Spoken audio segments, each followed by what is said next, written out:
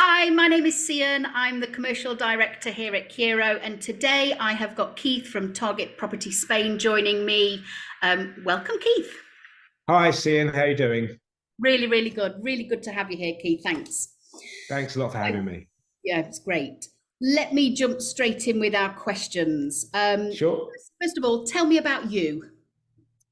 Me. Okay. Well, my name's Keith. I've been living here on the Costa del Sol for just coming up to 20 years this year. I live in Mijas Costa in a little urbanization called Riviera del Sol in Mijas Costa. I live there with my wife, Lee, my daughter, 13-year-old daughter, Rubiana, who keeps us busy, and a variety of pets as well. Lovely. How long have you lived there, Keith? So I've been in this particular house for about 6 years. Been on the coast 20 years this year. When I first came here, I lived all the way down in Glitzy, Puerto Banús for a little while to find my feet. Then moved to Alveria, lived in La Cala de Mijas most recently, and as I said, now in Riviera del Sol, where we're really happy. Fantastic. And tell me about your agency, Target Property Spain. When did that start? Okay, so we've been Target Property Spain for about 10 years or so now. We were previously in Benalmádena under a previous reincarnation and previous name. And then we moved here to Mijas Costa. I think this is our 8th year in this office. So I was working for somebody else in real estate and thinking I should really be setting up by myself because I'm not too bad at this. And my biggest worry at that time actually was setting up by myself and clients saying, well, how long have you been going? And I say, well, Wednesday, 3:30 we started, you know. And an opportunity came up for this office in Benalmádena Pueblo, which my boss saw. And he said, oh, that would make a nice second office. So I thought, okay, I'll come clean. I said, look, I was thinking about leaving, but if you like, why don't we do a joint venture in Benalmádena? So he said, yeah, why not? So we launched into that together. We're pretty successful. And then we decided to go our separate ways. And here I am as Target Property Spain based in Mijas Costa. Wow, nice story, Keith. No regrets. No regrets at all. No regrets at all. It was a you know, sometimes you have to do the learning curve. You need to work with somebody else to understand the nuts and bolts. But sales is sales. I'm a salesman at the end of the day. Yeah, nice. Great. I'd also love to know about your buyers, Keith. Tell me everything you can share with me about your buyers right now. Oh, wow. Well, so that has completely changed since COVID. I mean, our buyers used to be predominantly English and Irish retirees, really. You know, people coming in, retired golfers coming for a holiday home in the sun or a relocation, live out their later years, play a bit of golf. As I said, predominantly English and Irish. And then after the last recession, so the 2007 recession, when we started coming out of that in like 2012, 2013, the Scandinavians arrived, but again, they were of a similar age bracket, and they kind of dragged us out of that last recession. But since COVID, that has completely changed. We're now seeing, well, firstly, the age brackets changed completely. There's a lot of millennial money here, a lot of new money, a lot of very successful young families moving here permanently from all around the world. You know, it's not just Northern Europeans. We've got Americans, they're coming from the Middle East, from the Far East, from Australia. I think Marbella, when I say Marbella, the term for the Costa del Sol is known internationally as Marbella. I think it's very in vogue all around the world. Yes. As a safe place, a place that's not congested, which was very important post-COVID. And people were kind of looking around the world thinking, okay, where's a safe place to be? And the south of Spain we're certainly very, very high up that list. I mean, they call us the California of Europe, and you can see why. So yeah, the demographic has completely turned on its head. Yeah. Who would you say, or what nationalities would you say are your top 3 or top 5 right now? Still the Brits. Yep, they're still in pole position, but they haven't got as much of a lion's share of the market as they used to have. You know, they would previously be 50-55% of our market. They're probably down about 25-30%. The Germans are really big at the moment, so lots and lots of Germans coming over. Belgians are still pretty strong, and we're seeing a lot from Eastern Europe as well. So a lot of Czechs, a lot of Poles, Hungarians, obviously due to the issues we've had in Ukraine. Yes. I think they're looking for a safe haven for themselves and maybe a place to put their money in the meantime while they're wondering what's going to be going on. And with all of that change and all of these nationalities, that obviously brings new challenges like language translation. How do you cope with that? Well, we are an English-based agency. I mean, the website is in English, only in English. So we've always traditionally just served English clients. We all speak English and Spanish because I mean, a lot of our vendors are Spanish and we do help Spanish clients as well.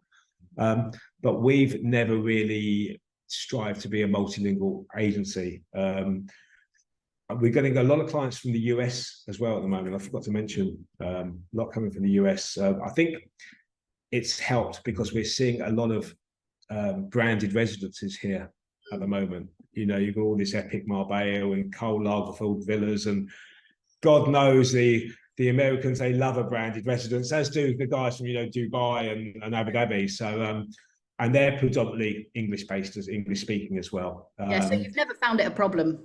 Not for us, no, not for us. And obviously, with the wonders of Google Translate nowadays, we can communicate with by email with our clients. Yeah, it's easy. It's really easy.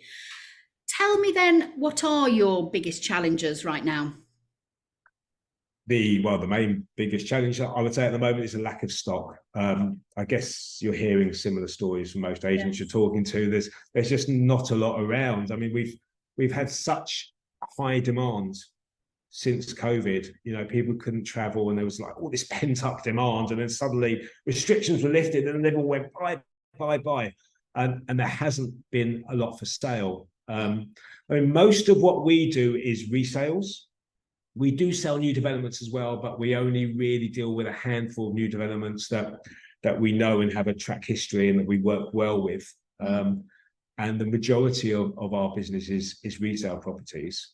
And it was interesting because we did find what normally happens in our year is towards Q3, Q4, we have a lot of our happy clients coming out. They walk past the office, they'll pop in for a cup of tea and bring us a packet of biscuits from Ireland or England. They're coming for a chat. And we noticed after COVID that they just weren't here. And it became apparent that they probably didn't have the confidence to travel yet. You know, obviously now it's not so much of an issue, but certainly in the couple of years following COVID, I think they were still a bit wary of traveling if they're of a certain age bracket. Yeah. Now that particular group of clients normally turned into sellers in Q3 or Q4 because they, for whatever reason, they might want to go home and spend time with the grandparents, or they might have some health concerns, and that would always give us a nice bank of properties to sell. And because of their absence, we were pretty low of stock. We certainly felt the impact. But I do think that's probably going to change after this summer. I expect to see a lot more stock coming on, mainly because of interest rates. You know, we were used to paying 0% here for the last 10 years, and suddenly we're up to 4 or 5%. I mean, I know myself, my own mortgage has gone up about €350 a month. So, you know, if you've got a holiday home here and you're feeling the pinch a little bit back in your home country, and suddenly you've got this extra expense every month. Normally what happens is you'll come out for one last summer holiday. You'll say, come on, darling, let's enjoy the holiday home one more time. And then let's give the keys back to an agent and get it on the market. So if history repeats itself, which it normally does, I'm looking forward to having a lot more stock after this summer. Well, let's watch this space. Yeah, indeed. Any other challenges to report, Keith? Any other challenges to report? I think clients' expectations are at a certain price point are still maybe a little bit out of date. I think there's a certain group of clients, probably those looking up to 200, 250,000, which in the good old days would have got you a really nice 2-bed apartment here in Mias Costa. I'm finding that it's not quite what they saw in the brochure, you know. I'm not so much at the higher levels, you know. Once you're getting up towards, you know, over $1 million, there's people's expectations are more realistic. But certainly at the entry level point, you know, for the classic two bed, 2-bath apartment, I'm finding that because there's such a shortage of stock, you know, it's just not there. The days where you can come and buy a 2-bed apartment, walking distance to the beach for 200,000 euros are sadly gone. Yeah, I'm hearing that if properties do come on around that price, and it's a good realistic price in a good location with high demand, that agents could sell it 20 times over. Absolutely. Yeah, absolutely. Yeah.